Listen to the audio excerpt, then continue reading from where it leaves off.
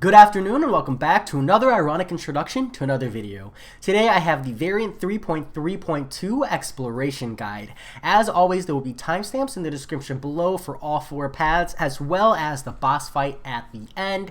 That said, this time around, I do think path 1 here is the easiest path, but always give all the paths a full proper look, because depending on your roster, depending on your player skills and what you're into, I guess, for nodes and ability wise, you might have a better roster to take one of the other paths. But for most people, I would say this first path is probably the easiest, since you can get around it with any kind of roster. You don't need anything in particular. So diving right in, path 1 is Hurt Locker. Now Hurt Locker is if you use the same type of special twice in a row, so either like 2 special 1s or 2 special 2s or 2 special 3s, you will receive a delayed blast charge which triggers after 5 seconds. After 5 seconds, you take 50% of your health as direct damage. Now, it's notable here that you can throw like back-to-back with the same specials if you can land a heavy attack on the opponent within 5 seconds. That's kind of iffy, so I do advise alternating, or if the opponent is going to die from you throwing the same special back-to-back, in that case it doesn't matter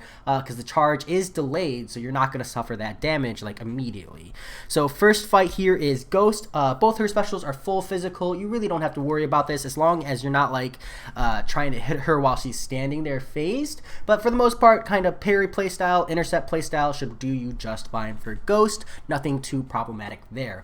Next up is Medusa, and if you're not nullifying the furies or bringing a direct response to the auto block, you do have to worry a little bit about the auto block, but it's a Medusa AI, so there's no parry mastery here causing you to get stunned, so you can just hit into her when she has 3 furies. She will auto block. You can back off after that, do a parry, and the full combo from there, and it's a good times easy life. Personally, I feel her special 1 is a lot easier to dodge. Sometimes I get clipped by the special 2 myself, so if you find you're getting clipped by the special 2, just bait the special 1 and you won't have that problem. But her special 2 is full physical and very easy to dodge for most players. Next up is Nebula. Now Nebula, her special 1 is full physical and her special 2 is a physical into a projectile special, so I do find the special 1 a lot easier to dodge, but if you push her into a special 2, know that you can avoid any kind of block damage here. It's not necessary that you block the projectile as long as you're getting the right amount of distance to time that evade.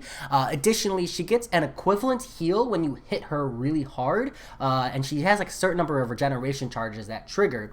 If you want that regeneration to stop early, all you have to do is stun her or parry for the most part, and then it's an easy life from there. Personally, if I can't get the parry, like I don't force it on Nebula, I just keep on hitting because it's a set heal. It's equivalent to the amount of damage you did to her. So, you know, you can just kind of ignore it and move on. She's not tanky for the most part elsewise. Next up is Sentry. This is overall just a free fight. And then personally, I feel like you should take the Spidergwen so that you're maintaining the same node. As long as you have like an anti-evade or you're playing like the parry 3-hit combo on Spidergwen, nothing too problematic there. And then you have this Hood. Now this Hood is like a little mini boss here. He doesn't have any additional nodes. You just got to be careful of the special 2 and him dashing back and holding block. So at all times you want to bait only the special 1 from Hood, because the special 2 does make him go invisible, which is going to be a lot of time that you're just stuck waiting around. And if he dodges back and holds block, he can trigger his invisibility as well, which again makes for a bad time. So try to play relatively aggressive while baiting the special 1 as much as possible. Next up is path 2. Path 2 is special 1 biased, enhanced special 1. So all of these champions can be proper annoying. The first fight is Ironman. Both of his specials are very easy to dodge. Just get used to the laser timing there, and it's a free fight. Elsewise, Darkhawk here is a bit of a nuisance because he's just relatively tanky, but the enhanced special 1 part here, the unblockable hit is just the physical part where he like dives forward. You can block the full laser, so don't worry about taking too much damage here. And you actually do want to bait the special 1. This works in your favor because the special 2 makes him go into stealth suit form, which makes him miss attacks, or you miss attacks on him. So yeah, as long as you're like knocking him down fairly quick, it's not a big deal, but do be prepared to take some good amount of block damage there. Mysterio here, once he throws his special one, you need to just time out the passive aura he generates, because any damage you do to him, he will heal back up once that aura fades, and then it will be reflected back onto you. Now, there is a caveat here. If he's like gonna die in the period of time while he's got that aura up and you can kill him before it's reflected back, then you don't have to worry about it being reflected back. But for the most part, for the most duration of the fight, once he throws special one, you kind of just parry stall, and be prepared to dodge away from heavies, because Mysterio is primed to throw a lot of heavies. Next up, we have Vision. This is a fairly free fight, nothing too complicated there. Yellow Jacket, you need to bait the special one kind of preemptively. You want to do it with some extra distance, that way when you dodge the special one, you also are physically far enough away from it to not get clipped. It is possible to close range dodge the special one. It's just really precise on the timing, and it's not recommended. If at all possible, you're gonna want to push him to a special 2, but because it's the enhanced special 1 by a special 1, you find that it's very tricky on this fight. I did really like Ghost for this Yellow Jacket in my opinion. Stark Enhanced Spider-Man is also really good. Both of those champions are going to be kings and queens for you on this path.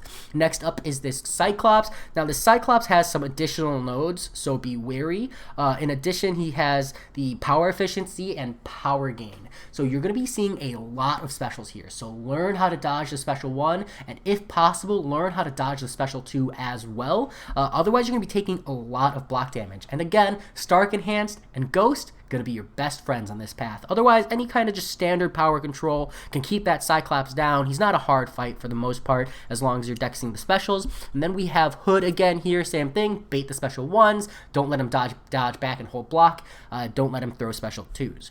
So that's path 2. Next up, we have path 3. Now, path 3 is an evade path. So the 3 nodes are Spry, Gassed, and Can't Touch This. So Spry is each time the defender passively evades, they place a fatigue on you, the attacker. Gas is while you are under the effect of a fatigue debuff, 10% of your attack power is drained every second, and you suffer 25% of the defender's attack as damage each time they land a hit. And then finally, Can't Touch This. The defender has a passive 50% chance to evade all attacks in addition to any base abilities. So all of these champions are like really high evade. So if you're not bringing an anti-evade champion here, parry combo is where you have to live. I found Ghost was honestly just an absolute beast for this whole path, but if you don't have her, do keep to that whole parry 3-hit combo playstyle. Now Daredevil is a free fight, thank the lords. Our Kabam Overlords. Next up is Spider-Man. Personally, you should just block the initial part of the special 1 unless you have the distance to properly dodge it as if it were a projectile, and then you can always just dodge the punches. It's not the highest amount of block damage, so don't worry too much. Ultron Drone, bait the special 1 for a good time. Wasp, bait heavies and punish, bait special 1 and punish. Try not to ever let her special 2, because it's just a really bad road for lots of block damage, because her special 2 hits really hard even on block. Next up is Stealth Suit. Remember that his heavy is a 3-hit heavy, so don't like bait the heavy and then try to immediately counter. You just need to wait an extra second and then punish, and you can punish afterwards for like 1 free hit. Additionally, his special 1 is full physical, and since you're already trying to bring an anti-evade, you don't really have to worry about the chance for him to evade. Finally, we have the Nightcrawler, and again, considering the nodes, this Nightcrawler is virtually a free fight. The enhanced crits and enhanced critical buffs, those are relevant, but the most important thing to remember is in addition to the evade, this Nightcrawler has unstoppable heavy attacks. So you can't really punish his heavies, you gotta just stick to the parry 3-hit or anti-evade playstyle. And then finally, we have path 4. Now this path, probably the worst path, but hopefully you can bear through. Do remember that for the most part, Domino plus Massacre synergy is a way to bypass this rapid metabolism. It's not the best of times and you are still going to struggle, but it is an alternative option if you're really struggling to get that intercept playstyle down. First up is Red Hulk. Once you can get Red Hulk into a special 1 bait punish rotation, this is a relatively free fight. Agent Venom You can dex the last part of his special 1 to just mitigate a little bit of the block damage. Additionally, the special 2 is full dexable, so you want to push him to that whenever possible. Excuse me. Ronin, once he has 7 cruelties, he evades for a duration of time. So just be mindful of that. Like when you see him have 7 cruelties, go for like a 1-hit combo. He will automatically evade, or like parry 4-hit combo, and then 4th hit back off immediately because he's going to evade immediately. And as long as you're mindful of those 7 cruelties being an effective automatic evade, you should be fine against Ronin. That fight's not too bad. All of his specials are very, very, very transparent. Call Obsidian, this is a full free fight. His specials are full physical. Punisher, bait the special 1 for the least amount of block damage. Unfortunately, unless you can like God level dex his special 1, you are going to take some block damage here, but you can always dodge the last bullet, and remember that he does go invulnerable at the end of the fight, so unless you have a response to that invulnerability, you have to time him out, but otherwise it's not too bad. And then finally, this rogue is like a mini boss all her own. She is so frustrating. So in addition to the rapid metabolism and Rogue's already incredibly fast shrug, she is virtually stun immune.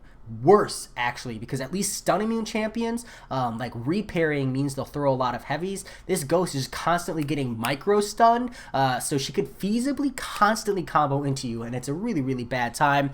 But she has insane heal per second, unblockable special 1s, and mighty charge 2. So she heals 1% of her health per second. So you need to come in with like really big damage or a response to that heal. And the mighty charge means that if you're trying to use like a regular heal block, or you're trying to use multiple debuffs, even with a really short debuff window, to keep her down and keep like Despair Mastery up on her, Mighty Charge 2 means every time she dashes at you, immediately she is losing those debuffs.